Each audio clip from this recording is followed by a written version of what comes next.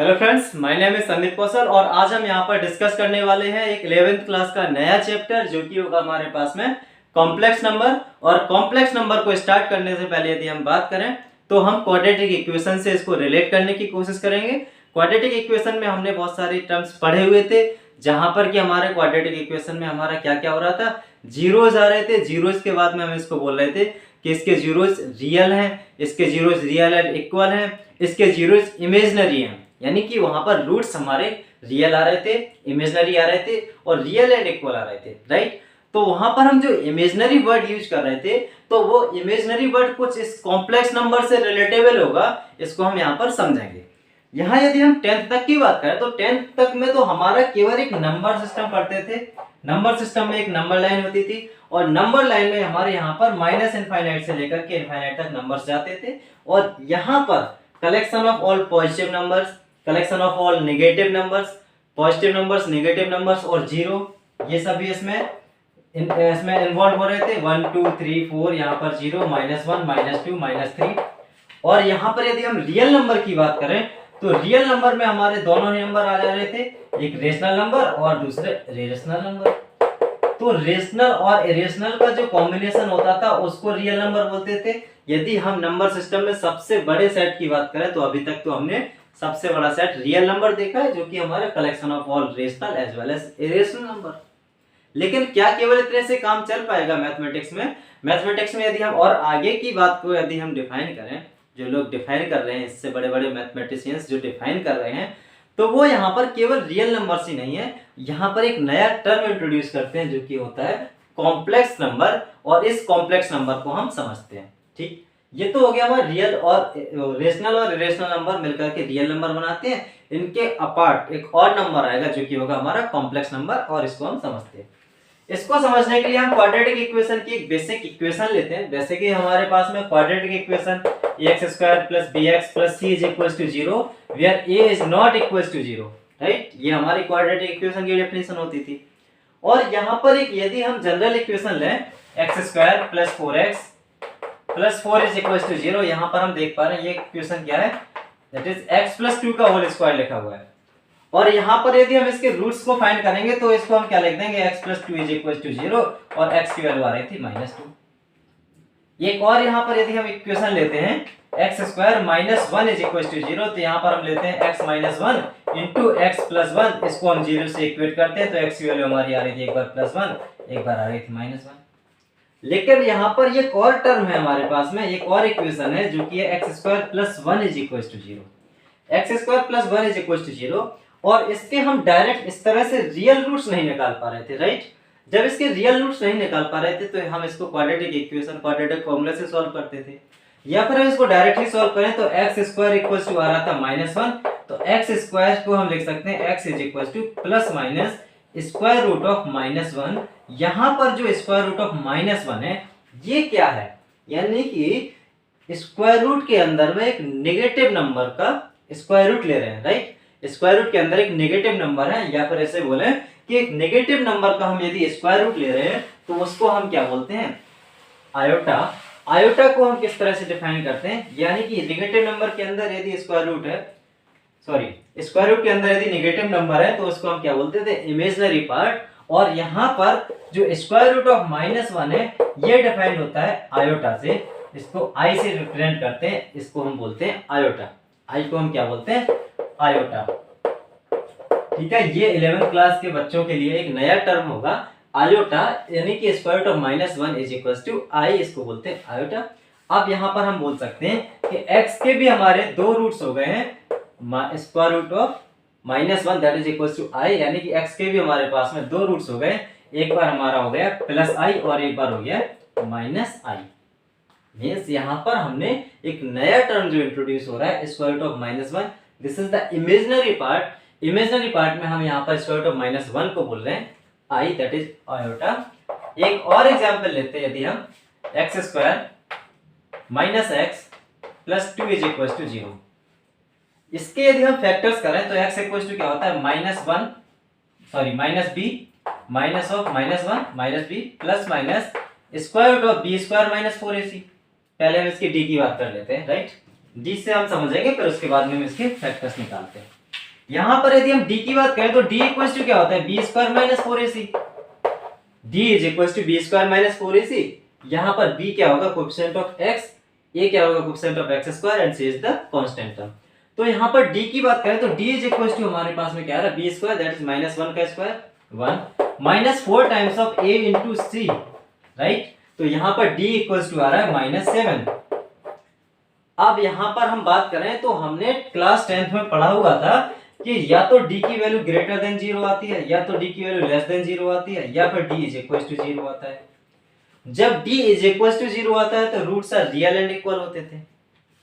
d is greater than 0 आता था then roots are real होते थे, और d इज लेस देन 0 आता था तो इस कंडीशन में हम बोलते थे रूट्स आर इमेजिनरी। आप सभी को याद आ रहा होगा क्वाड्रेटिक इक्वेशन में 10th क्लास में when d is less than 0 then we are saying that roots are imaginary। यहाँ पर कुछ कंडीशन ऐसे ही बन रही है, d की वैल्यू -7 आ रही है, तो यहाँ पर ये क्या होगा, d की जगह पे स्क्वायर रूट ऑफ -7 रख देंगे होल डिवाइड बाय 2। तो यहाँ पर जब ये -7 आ रहा है तो ये कुछ इमेजिनरी पार्ट दे रहा है। इमेजिनरी पार्ट को हम किस तरह से रिप्रेजेंट करेंगे, यहाँ पर हो जाएगा x इज इक्वल टू ये 1/2 plus minus square root of -7 को हम क्या लिख सकते हैं, स्क्वायर रूट ऑफ -7 को हम लिख सकते हैं square root of 7 into square root of -1। और स्क्वायर रूट ऑफ -1 को यदि हमने यहाँ पर पढ़ा हुआ जो कि हमारा क्या है, आई है, आयोटा है, तो इसको हम लिख सकते हैं स्क्वायर रूट ऑफ 7i। तो यहाँ पर क्या हो जाएगा, square root of 7i whole divide by 2। इतनी बात समझ में आ रही है। तो यहाँ पर हमारी यदि बात करें तो 1/2 प्लस रूट 7/2i हो जाएगा, और एक बार हो जाएगा प्लस 1/2 माइनस रूट 7/2i हो जाएगा, राइट। यहाँ पर हमारे x के दो फैक्टर्स निकाल करके आते हैं, एक बार आता है हाफ प्लस रूट 7/2i, एक बार आता है हाफ माइनस रूट 7/2i। अब यहाँ पर केवल इस पार्ट की यदि हम बात करें तो इस पार्ट को हम बोलेंगे this is the real part, ये हमारा रियल पार्ट हो जाएगा। और यहाँ पर स्क्वायर रूट ऑफ 7/2i है जहां पर i इन्वॉल्व है, यानी इमेजिनरी पार्ट हो जाएगा, ये हो जाएगा इमेजिनरी पार्ट। और यहाँ पर रियल पार्ट और इमेजिनरी पार्ट दोनों को कंबाइन कर बोला जा रहा है कि this is a complex number, यानी जहां पर रियल पार्ट और इमेजिनरी पार्ट दोनों को कंबाइन करके बोला जा रहा है कॉम्प्लेक्स नंबर। अब यहाँ पर यदि हम कॉम्प्लेक्स नंबर की बात करें तो कॉम्प्लेक्स नंबर को हम रिप्रेजेंट करते हैं z से, और z is equal to a plus i times of b, z equal to a plus i times of b, जिससे z is equal to a plus i b, where z is known as the complex number. और जो यहाँ पर a है, a की बात करें this is the real part of complex number, और यदि हम यहाँ पर b की बात करें तो b क्या है, imaginary part of complex number, ib क्या है, imaginary part of complex number. अब इंडिविजुअली हम a की बात करें, इंडिविजुअली a क्या आ रहा है, 1/2 आ रहा है। इंडिविजुअली a तो हमारा रियल नंबर है भाई, 1/2 है तो 1/2 रियल नंबर है। स्क्वायर रूट ऑफ 7/2 केवल b की बात करें दैट इज b यहाँ पर है, तो स्क्वायर रूट ऑफ 7/2, तो स्क्वायर रूट ऑफ 7/2 भी तो एक रियल नंबर ही है, वो भी हमारा एक रियल नंबर है। But square root of 7/2 multiply जब i हो जा रहा है तो फिर हम उसको क्या बोलेंगे, एक इमेजिनरी पार्ट बोलेंगे। अब हम यहाँ पर कॉम्प्लेक्स नंबर को डिफाइन कर रहे हैं। Complex number is a number that is represented in terms of z is equal to a plus ib, where a is the real part of complex number and ib is the imaginary part of the complex number, right. तो ये complex क्यों बोला जा रहा है, complex जैसे नाम से ही पता चल रहा है कॉम्प्लेक्स है, यानी कि जहाँ पर रियल भी है और इमेजिनरी भी है उसको हम बोलेंगे कॉम्प्लेक्स नंबर। तो यहाँ पर जब हमने रियल नंबर पढ़ा था नंबर लाइन में तो वहां पर क्या हो रहा था, collection of all rational and irrational number को हम रियल नंबर बोल रहे थे। लेकिन अब रियल अकेला नहीं है, रियल के साथ में एक इमेजिनरी पार्ट भी इंट्रोड्यूस हो गया, तो एक हमारा नंबर सिस्टम में एक नया पार्ट यानी कि उसका सेट में एक नई चीज इंट्रोड्यूस हो रही है जो कि क्या है, हमारा कॉम्प्लेक्स नंबर। अब हम नंबर को डिफाइन करेंगे एक रियल नंबर से, एक कॉम्प्लेक्स नंबर से, राइट। अब यहाँ पर हम यदि कॉम्प्लेक्स नंबर की बात करें तो कॉम्प्लेक्स नंबर और कॉम्प्लेक्स नंबर हमारा हो रहा है a plus i b. First condition लेते हैं, if a is equal to 0, if a is equal to 0, a की वैल्यू यहाँ पर हम 0 कर देते हैं तो क्या बचेगा, i इंटू बी बचेगा ना, that is pure imaginary number बचेगा। ए को यदि हम 0 करते हैं तो प्योर इमेजिनरी बचेगा, और यहां पर यदि हम बी को 0 कर रहे हैं, यहां पर यदि हम बी को 0 करेंगे तो क्या बचेगा, केवल आई बचेगा। तो यहां पर सेकंड कंडीशन है if b is equal to 0 तो केवल आई बचेगा, that will give pure real part. वहां पर तो इमेजिनरी पार्ट आएगा नहीं, that is equal to pure real part हो जाएगा ना। थर्ड केस की यदि हम बात करें, if b is not equal to 0, अब यहां पर b 0 नहीं हो रहा, ए के लिए हमने कुछ भी नहीं कहा, ये 0 भी हो सकता नहीं भी हो सकता, बट b इज नॉट 0, जब b 0 नहीं है तो यहां पर i आएगा ही आएगा। अब यहां पर ये 0 होता है या नहीं होता है वो डिपेंड करता है ये पर, लेकिन जब i आएगा ही आएगा तो उसको हम क्या बोलेंगे, imaginary part, right, imaginary part. यहां पर हम क्या थे, यहां पर हमें ये 0 बोला ही गया था, जब ये 0 होगा ही होगा तो फिर उसको हम क्या बोले थे, प्योर इमेजिनरी। बट जहां पर b 0 नहीं होगा तो उसको हम क्या बोलेंगे, इमेजिनरी पार्ट बोलेंगे। इसके बाद में हमारे पास में कंपेयर करने की बात आती है। कंपेयर करने के बाद में हम आयोटा के कुछ फॉर्मूलेस पढ़ेंगे। कंपेयर करने के पहले हम पढ़ें कि equality of complex number, complex number की इक्वालिटी क्या है। यदि हमारे पास में एक कॉम्प्लेक्स नंबर है जो कि हमारे पास लिखा हुआ है z equals to a1 plus ib1, z1 is equals to लिखा हुआ है a1 plus i times of b1, और जो दूसरा कॉम्प्लेक्स नंबर लिखा हुआ है that is equals to a2 plus ib2। और यहाँ पर हम इक्वालिटी की बात कर रहे हैं, इक्वालिटी की बात करेंगे तो हम यहाँ पर बोलेंगे z1 is equals to z2। जब z1 is equals to z2 की बात करें तो a1 plus i times of b1 is equals to a2 plus i times of b2। जब हमारे कॉम्प्लेक्स नंबर्स को हम इक्वेट करते हैं तो real part of first complex number will be equals to real part of second complex number.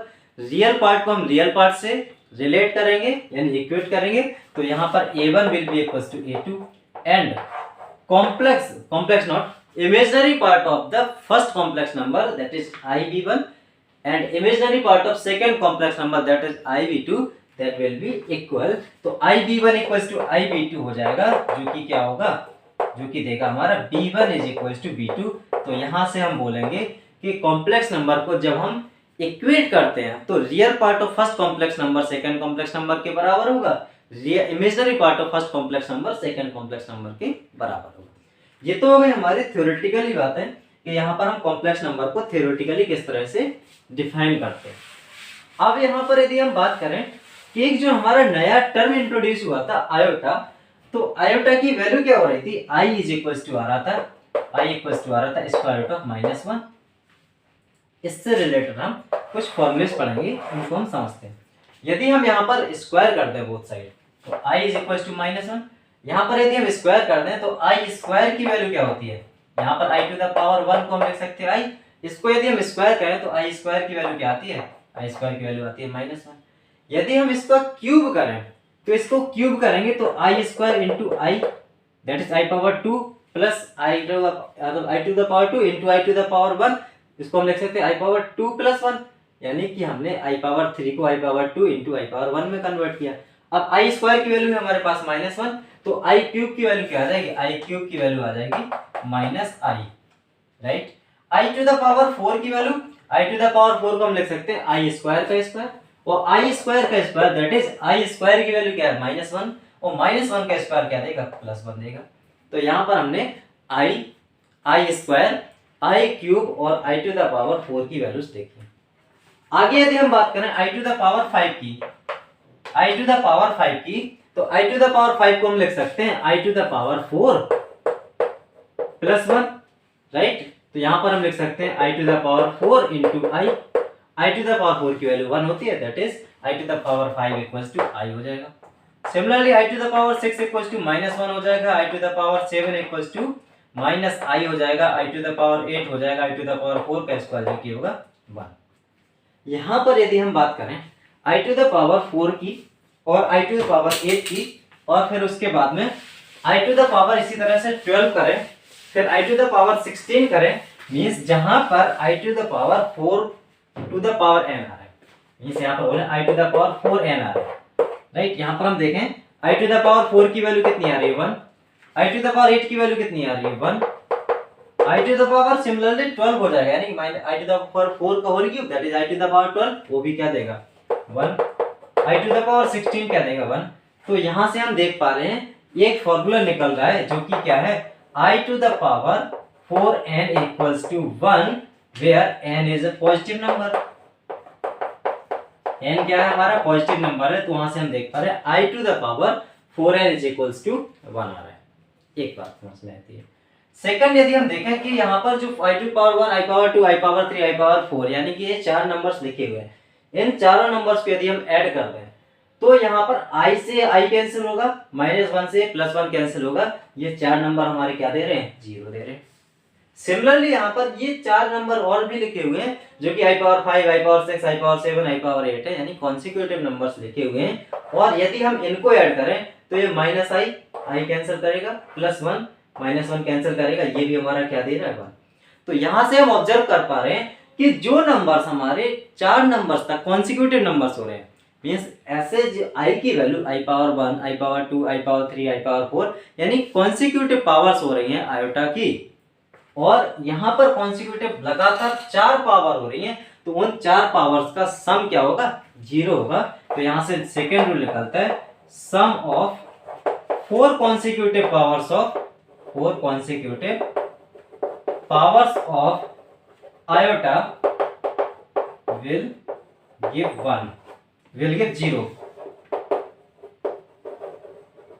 Right. यहाँ पर सम of 4 consecutive powers को 4 i power 1 plus i power 2 plus i power 3 plus i power 4 0 दे रहा है। Similarly हमारा आगे के terms भी ये 0 दे रहा है। यहाँ पर हमने दो रूल पढ़े हुए हैं, i to the power 4n की वैल्यू हमारी 1 आ रही है, और i पावर यहाँ पर i power 1 plus i power 2, i power 3, i power 4 यानी कि ऐसे कॉन्सिक्यूटिव चार नंबर्स हैं जिन पर की पावर क्या है कॉन्सिक्यूटिव नंबर्स है, आयोटा में पावर्स कॉन्सिक्यूटिव नंबर्स है, उनका सम क्या आ रहा है 0 आ रहा है।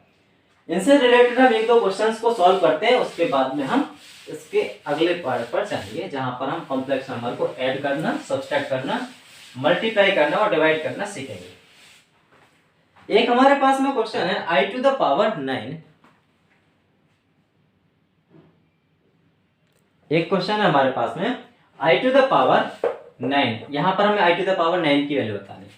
तो हम इसको i टू द पावर 9 को हम क्या लिख सकते हैं i to the power 8 into i to the power 1, और i टू द पावर क्या 8 क्या है 4 का मल्टीपल है, तो इसकी तो वैल्यू 1 हो जाएगी, that will be equals to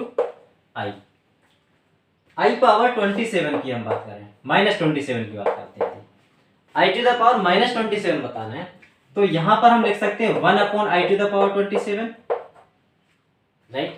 यहां पर 1 upon i to the power 27 लिखा हुआ है। अब यहां पर 27 को हम क्या लिख सकते हैं, इसमें यदि हम i का नीचे और ऊपर मल्टीप्लाई करते हैं तो ये क्या आएगा i upon i to the power 28, और i टू द पावर 28 की हम बात करें तो 28 हमारा 4 का मल्टीपल होता है, मींस 4 into 7, तो यहाँ पर किसकी value i to the power 28 की वैल्यू आ जाएगी 1, that will be equals to i।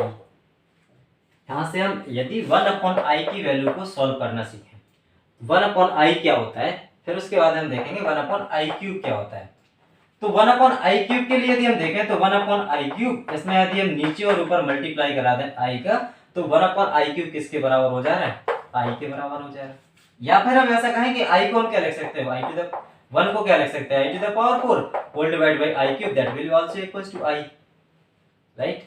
यहाँ पर हम 1 अपॉन i की बात कर रहे हैं। 1 अपॉन i में यदि हम देखें तो यहाँ पर है i और i का नीचे ऊपर मल्टीप्लाई करा देते हैं, i और i के नीचे ऊपर मल्टीप्लाई कराएंगे तो i अपॉन i स्क्वायर होगा, और i स्क्वायर की वैल्यू क्या होती है -1, that will B gives -i। Means यहाँ से हम एक और रूल पढ़ सकते हैं, 1 अपॉन i इक्वल्स टू क्या आता है -i, और 1 अपॉन i क्यूब क्या आता है, 1 अपॉन i क्यूब क्या आता है, 1 अपॉन i क्यूब क्या आता है i। यहाँ से हम इन दो रूल्स को और भी समझ सकते हैं। नेक्स्ट हमारे पास में एक और एग्जांपल लेते हैं, i to the power 9 plus i to the power 10 plus i to the power 11, इसको सॉल्व करके देखना है। यहाँ पर यदि प्लस में i टू द पावर 12 कर देते तो फिर तो हम इनको डायरेक्ट 0 लिख सकते थे, इतनी बात समझ में आ रही। प्लस में i टू द पावर 12 कर देते तो इसको तो हम डायरेक्ट 0 लिख सकते थे, तो भैया हम कर भी तो सकते हैं। लो हमने i टू द पावर 12 कर भी दिया और ऐड भी कर दिया, माइनस भी कर दिया। अब ऐड किया हुआ है तो हमें माइनस तो करना ही पड़ेगा, बस बेपसी करना पड़ेगा, राइट। अब इन चार नंबर्स पे यदि हम देखें तो ये तो कॉन्सिक्यूटिव नंबर्स हैं, इनको हम डायरेक्ट लिख सकते हैं 0 minus i to the power 12। अब आई टू द पावर 12 यानी कि i to the power 4 into 3 यानी 4 का मल्टीपल है, इसकी वैल्यू क्या हो जाएगी 1। तो ये क्या हो जाए आई टू द पावर 12 की वैल्यू 1 माइनस ऑलरेडी है, तो ये क्या देगा ओवरऑल -1 देगा। ठीक, तो यहाँ पर हमारा कॉन्सेप्ट क्या है कि हम हमेशा टारगेट क्या करेंगे, यहाँ पर पावर को 4 ले जाने की कोशिश करेंगे, या फिर जो नंबर्स हमारे पास में एडिशन में गिवन है उनको हम क्या टारगेट करेंगे, 4 कॉन्सिक्यूटिव नंबर्स को बनाने की कोशिश करेंगे। तो यदि हमारे पास नहीं बन पा रहे हैं तो फिर तो हमें बेसिक फॉर्मूलेस मालूम ही है, आई पावर 1 की वैल्यू मालूम है, आई पावर 2 की मालूम, 3 की मालूम, 4 की मालूम, 5 की मालूम, 6 की मालूम, हम उनको फिर इंडिविजुअली देखेंगे।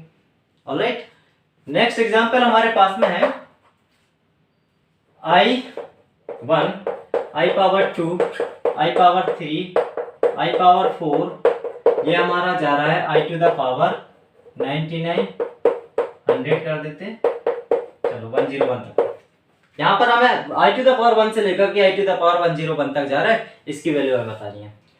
बिल्कुल आप देख करके बता सकते हैं आप भाई, यहाँ पर आई से आई 1 2 3 4 4 कॉन्सिक्यूटिव, और इतने कितने पेयर मिलेंगे, यहाँ पर 25 इंटू 4 होता है। मींस यहाँ पर यदि हम देखें, यहाँ 4 का एक पेयर, फिर अगले 4 का एक पेयर, फिर अगले 4 का एक पेयर, यहाँ से हम देखें 4 और 8 फिर 12, यहाँ से यदि हम देखें तो 100 तक, यहाँ से यदि हम देखें तो 100 तक हमारे 100 टर्म्स हो गए, और 100 टर्म्स को हम लिख सकते हैं 25 इंटू 4, यानी कि 4 4 के हमारे पास में 25 पेयर हो गए, 4 4 के 25 पेयर से हमारे पास में। तो यहाँ से लेकर के 100 यानी आई टू द पावर 100 तक की पावर्स को हम ऐड करेंगे तो वो रिजल्ट क्या देगा, 0 देगा। भैया यहाँ पर 4 4 के 25 यहाँ पर पेयर बन रहे हैं, तो हर एक पेयर की वैल्यू 0 होती है, तो 25 पेयर की वैल्यू 25 टाइम्स 0, मीन्स यहाँ पर 0 ही होगा, राइट। अब यहाँ पर हमारा लास्ट टर्म बचा आई टू द पावर 101, और आई टू द पावर 101 को हमें सॉल्व करना आता है, इसको हम लिखते हैं 25 इंटू 4 प्लस 1, राइट। यहाँ पर 25 into 4 100 plus 1 that is equal to 101, i to the power 101। यहाँ पर 25 इंटू 4, तो इसको हम लिख सकते हैं i to the power 25 into 4 into i to the power 1। समझ में आती है इतनी बात। ये क्या हो जाएगा भैया, ये तो 4 का मल्टीपल है, ये 1 देगा, आई टू द पावर 1 की वैल्यू क्या होती है, आई। ठीक है, तो ऐसे क्वेश्चन हमें देखने को मिलेंगे। नेक्स्ट हमारे पास में है, नेक्स्ट क्वेश्चन है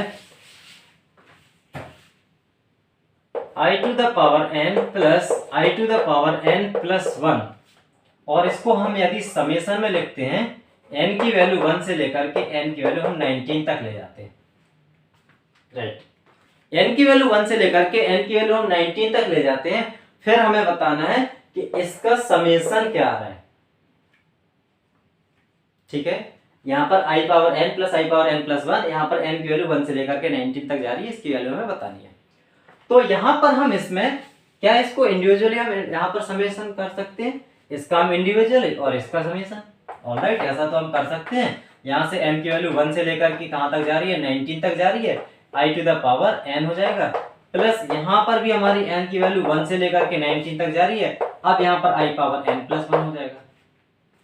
सिंपलीफाई, यहाँ पर हमने प्लस जो बीच में लिखा हुआ था उसको हमने यहाँ पर एक ब्रैकेट के, यहाँ पर हमारे i पावर n के सामने ऐड किया, यहाँ पर हमारे i पावर n प्लस 1 को हमने ऐड किया, n से लेकर n 1 से लेकर के 19 तक है।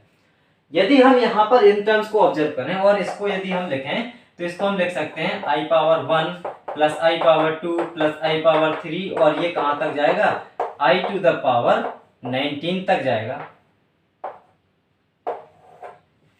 सिमिलरली यहाँ पर यदि हम n की वैल्यू 1 से लिखें, तो ये हमारा हो रहा है i power 2 plus I power 3 plus I power 4, ये अभी हमारा कहाँ तक जाएगा, i पावर 19 तक जाएगा, सॉरी 19 प्लस 1 20 तक जाएगा। ठीक, यहाँ पर 1 से ही स्टार्ट हो रहा है, तो 1 से लेकर के 4 तक एक पेयर, 4 के बाद 8 तक दूसरा पेयर, 8 से 12 तक तीसरा पेयर, 12 से लेकर के 16 तक 4 पेयर। अब यहां से लेकर के i टू द पावर 16 तक की तो वैल्यू हमारे पता चल रही है, 1 से लेकर के i टू द पावर 16 की वैल्यू 0 हो जा रही है। अब हमारे पास में बचा i to the power 17 plus i power 18 plus i power 19। Simple सा वही कॉन्सेप्ट, यहाँ पर यदि i पावर 20 होता तो ये टर्म्स हमारे कितना देता, 0 देता। तो हमने अपने मन से i पावर 20 ऐड किया, तो हम माइनस भी करेंगे i पावर 20। इतनी बात समझ में आती है। और ये टर्म हमारा यहाँ से लेकर के 17 से लेकर के 20 तक क्या देगा, 0। 17 से 20 तक 0 देगा। i टू द पावर 20 बचा हुआ है माइनस के साथ में, तो माइनस i पावर 20 ये 4 का मल्टीपल है, तो 4 का मल्टीपल होगा वो क्या देगा, -1। यानी i टू द पावर 20 की वैल्यू 1, तो यहाँ पर minus times of i power 20 की वैल्यू -1। ये हमने फर्स्ट ब्रैकेट को सॉल्व कर लिया। सेकेंड हमारे पास में i टू द पावर 2 3 4 5, 2 3 4 5 एक देगा, 6 7 8 9 दूसरा देगा, 9 10 11 12, यानी कि यहाँ पर हमारा 2 से स्टार्ट हो रहा, 1 से स्टार्ट नहीं हो रहा। इस बात को हम समझेंगे, यानी 2 से स्टार्ट हो रहा, 1 से स्टार्ट होता तो 16 तक 0 देता, 2 से स्टार्ट होगा तो 17 तक 0 देगा, 17 तक 0 देगा। तो फिर हमारे टर्म्स कौन से बचेंगे, 18 बचेगा, i पावर 19 बचेगा, i पावर 20 बचेगा। भाई यहाँ से 2 से स्टार्ट हो रहा, तो यहाँ पर 1 से स्टार्ट हो रहा था तो i पावर 16 तक 0 दे रहा था। अब 2 से स्टार्ट हो रहा तो यहाँ पर 4 कॉन्सिक्यूटिव, फिर 4 कॉन्सिक्यूटिव, फिर 4 कॉन्सिक्यूटिव, यानी कि टिल 17 तक हमारे 4 कॉन्सिक्यूटिव के टर्म्स बन रहे थे। लेकिन 17 के बाद i power 18 plus i power 19 plus i power 20, यहाँ पर फिर से हम बनाने की कोशिश करेंगे, प्लस में i पावर 21 हम करेंगे, माइनस i पावर 21 करेंगे। तो यहाँ पर हमने जब ऑटोमेटिकली खुद से प्लस में i टू द पावर 21 किया, तो ये जो टर्म है यहाँ पर 4, इन टर्म की वैल्यू क्या आएगी, 0 आएगी। ये 4 कॉन्सिक्यूटिव है, तो यहाँ पर क्या होगा, माइनस i पावर 21 हो जाएगा। ठीक, तो यहाँ पर प्लस में minus i to the power 21 और i to the power 20 plus 1 लिख सकते हैं। i टू द पावर 20 की वैल्यू क्या होती है, 1, तो यहाँ पर क्या बचेगा, प्लस में माइनस i बचेगा। राइट, यहाँ पर हम देखो i टू द पावर 21 को हम लिख रहे हैं i to the power 20 plus 1, यानी कि i power 20 into i power 1, i power 20 को लिख सकते हैं 4 इंटू 5 इंटू i पावर 1, और i power 4 into 5 that will be give 1, तो ये क्या हो जाएगा, i power 1 that is equal to i। यहाँ पर i टू द पावर 21 की वैल्यू i आ रही है, माइनस ऑलरेडी था, तो ये क्या आएगा, माइनस i, यहाँ पर -1, तो इसका जो समेशन आएगा that will B -1 minus i, -1 minus i, this will be the answer of this question. ठीक है, तो हम अब इसके नेक्स्ट पार्ट में समझेंगे। नेक्स्ट पार्ट में इनको ऐड करना समझेंगे, कॉम्प्लेक्स नंबर को, कॉम्प्लेक्स नंबर का सब्सट्रैक्शन देखेंगे, एडिटिव इनवर्स, मल्टीपल इनवर्स देखेंगे, डिवाइड करना सीखेंगे और मल्टीप्लाई करना सीखेंगे। ठीक है।